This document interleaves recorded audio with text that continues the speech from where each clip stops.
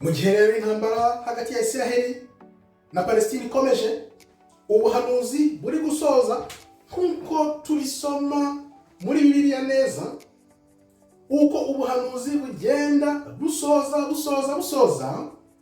Uyu munsi tugiye kuganira ukuntu inteko ishinga amategeko ya Amerika iri kuvuga ko igomba kurwanya Irani yivuye inyuma kugira ngo Irani idatunga bombe nucleaire, noneho bikaba ngo byabangamira Isiraheli. Ubako nakubwiye ko iriya ntambara iri kugana muri Irani. Igenda rero turebe uwo umwanzuro w'118 w'inteko ishinga amategeko ya Amerika iherutse gutora ku itariki 27 z'ukwa gatandatu 2023. Hashize amezi 4 uwo mwanzuro ukaba wariswe Res 559 nk'uko ubibona. Uyu mwanzuro rero ugamije iki?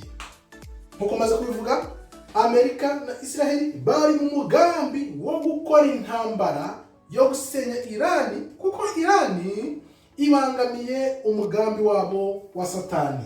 Urumva rero bamaze kubijyana mu nteko, abanyamerika abaturage bari kwibaza, ese uyu mwanzuro, ibi bintu abadepite batoye hari ibyo mwabatumye, ese hari umuntu bizi? Bumva ko babikora bose bihishe, bakabizana bakabishyira mu byo bita igazeti ya leta, umuturage agomba kubyemera yanze kunze. Urumva ko nta demokarasi hari, ntaki. Ariko reka turebe icyo bigamije. Wibuke muri Iraq bajya gutera Saddam Hussein, baravuze ngo afite intwaro z'ubumara. Urumva ko ntaho bitaniye niba Irani nayo batangiye kugira ngo ifite intwaro za kirimbuzi. Birasa n'ubudasabirana, ariko wibuke uko bateye Saddam Hussein bikarangira bamwishe. Ese Irani nayo izaba ifu y'ivugwa rimwe, agafu k'ivugwa rimwe? Irani izemera kuba agafu k'ivugwa rimwe, cyangwa se Irani niyo izabahagama?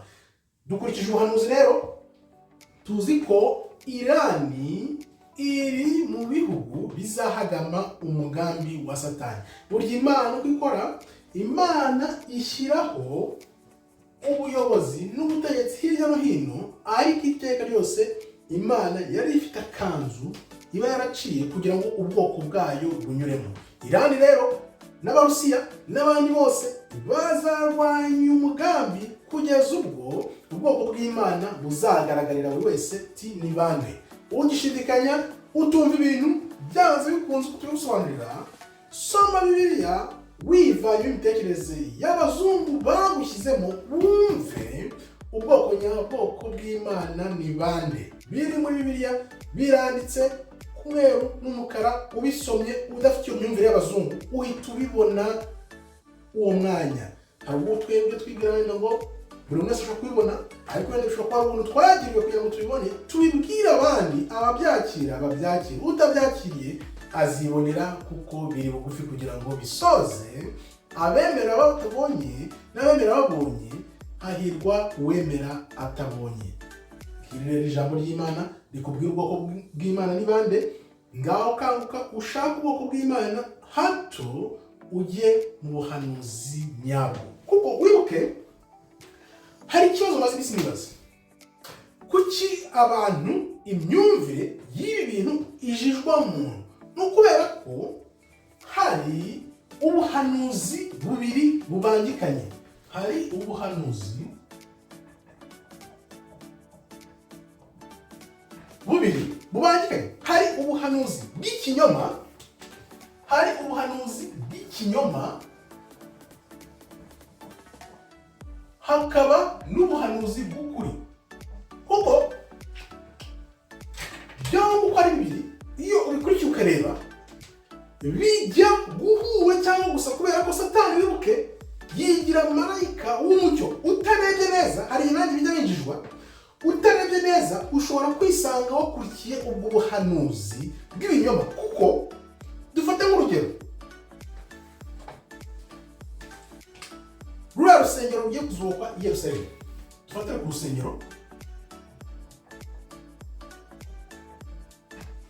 ruzubakwa, ese nirwubakwa nirwo Imana itubwira muri Bibiliya, cyangwa se ahubwo ni bwa buhanuzi bw'ubuyobe bwo kuyobya abantu no kuzana antikristo? Ruzafasha kuzana antikristo kugira ngo basoze bwa buhanuzi bw'ikinyoma. Ariko noneho tuzi ko Yerusalemu nshya izubakwa nande?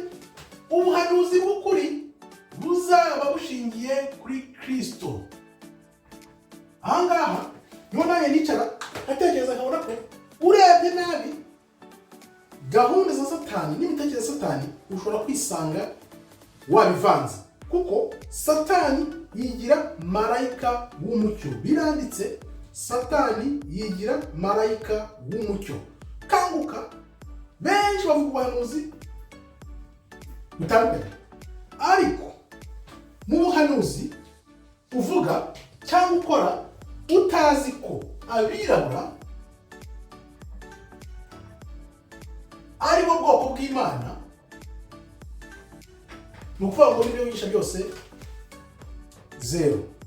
Kuko ubuhanuzi bw'ibihe by'imperuka, ubuhanuzi Imana yavuze bugomba gusoza, bushingiye ku bwoko bw'Imana. Ahangaha ndumva nta mpaka, ubuhanuzi bushingiye kuri Isiraheli, ubwoko bw'Imana. Ese ikibazo hano, Isiraheli ni bande? Isiraheli ni bande? Ndibaza ko abari kubona intambara iri kubera muri Isiraheli na Palestine batangiye bibaza bati, ese koko bareba no koko niyo Isiraheli? Igihe kirageze kizagera bose murebe ko ibyo tuvuga dufite aho byavuye, dufite gihamya, dufite impamvu tubihagazeho, kandi tukabivuga nta mususu, kuko tuzi ko ari ukuri. Utazi ukuri, emera kwiga, wige, wumve aho ibintu bivarikanye. Ibyo bintu ni twakurikiye imyaka n'imyaka kugeza amagingo aya, ubijyamo ushidikanya, ukisomera ijambo. Usomera ijambo ingingo ku ngingo, uhita ubona ko bariya abantu bari hariya ntabwo ari ubwoko bw'Imana.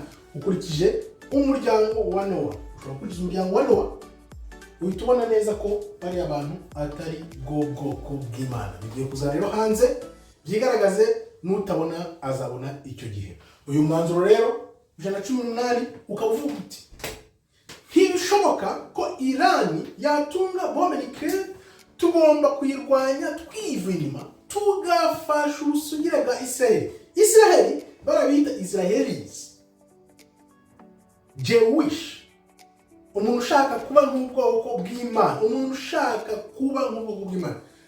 Yes, barahinduye, bahindura amadini kera, ariko ntabwo bagira bwa bwoko bw'Imana bugendeye kuki?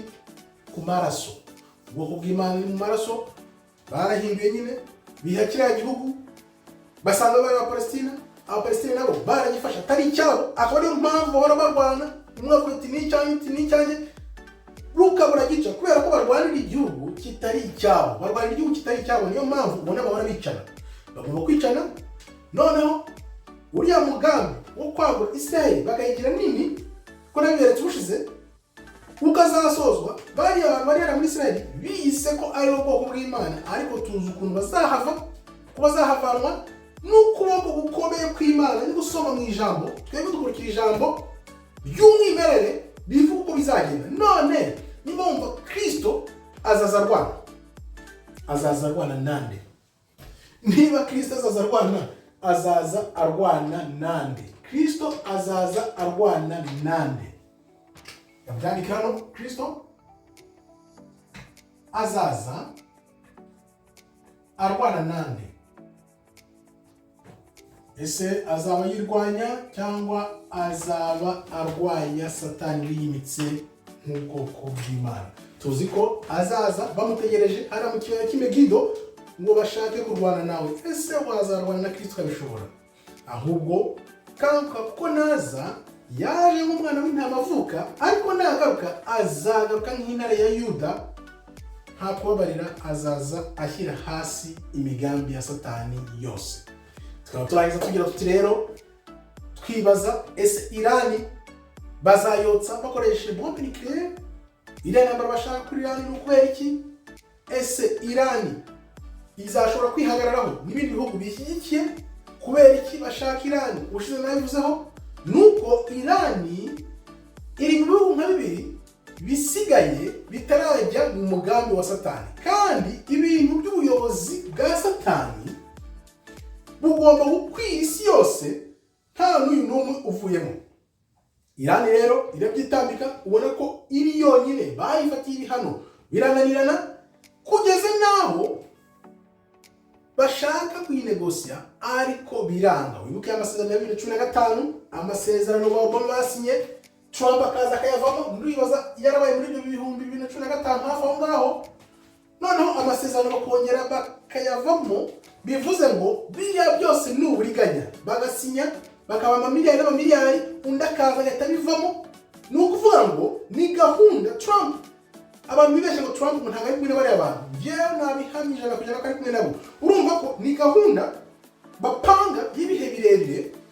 Trump araje, ya masezerano basinye arasheshe, kubera iki?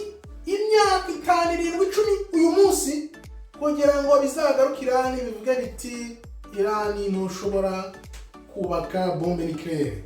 Jamye niye amasezerano twayavuyemo, kuko urumva amasezerano akomeza bigakomeza, Irani yari gushobora kugira iyo bombe nucléaire binyuze mu mategeko, ariko bararegera ko bati twakoze amakosa, reka tuyavemo. Noneho Irani nitunayibuza gukora izi ntwaro tuzabe twabisinye. Ariyo mpamvu ni umwanzuro 118 wasohotse mu kwa gatandatu uvuga uti Irani, attention, ntabwo ugomba gutunga bombe nucléaire, niwibeshe gato tuzagusenya. Urumva ibi bintu bibi biza hasigaye igihe gito kugira ngo intambara itere. Urumva mu minsi mike biraba bigiye mu baturage, batangiye kuboza ubwonko, bavuga bati Irani twarayibwiye, reba amasezerano twasinye, tugire naho tuyavamo, dukoze imyanzuro nk'iyi ivuye mu nteko ishinga amategeko, none dore Irani yanze kumva. Irani yanze kumva, Irani yanze kumva, niyo mpamvu tugiye guhita tuyitwika. Urumva ukuntu batekereza,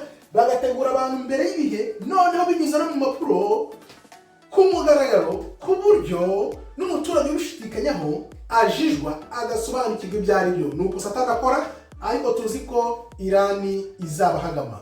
Mukoze rero, Imana ikomeze ibarinde. Shalom, shalom, shalom.